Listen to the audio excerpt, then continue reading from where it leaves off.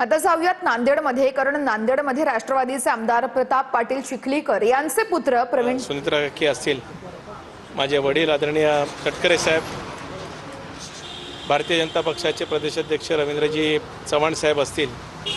त्याचबरोबर रत्नागिरीचे पालकमंत्री उदय सामंत साहेब, नितेशजी राणे, आदरणीय भरतशेठ गोगावले साहेब, माझी भगिनी आदितीताई, त्याचबरोबरच भैया सामंत असतील, निलेशजी असतील, सन्मान्य प्रमोदजी जठार साहेब असतील, त्याचबरोबर महेंद्र थोरवे साहेब असतील,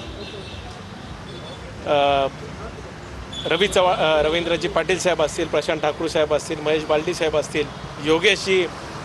कदम साहेब असतील, शेखर सर असतील, महायुतीच्या सर्वच खासदार साहेब असतील, आमदार साहेब असतील आणि नेते मंडळींचे असतील, मी विशेष आभार मानतो की त्यांच्यामुळे आज मला पुनश्च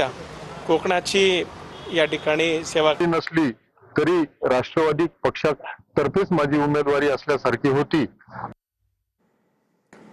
त्यामुळे आता यवतमाळमध्ये कसं चित्र असेल बघणं अतिशय महत्त्वाचं असणार आहे, कारण राष्ट्रवादीचे बंडखोर होते साजिद बेग यांनी अखेर माघार घेतली।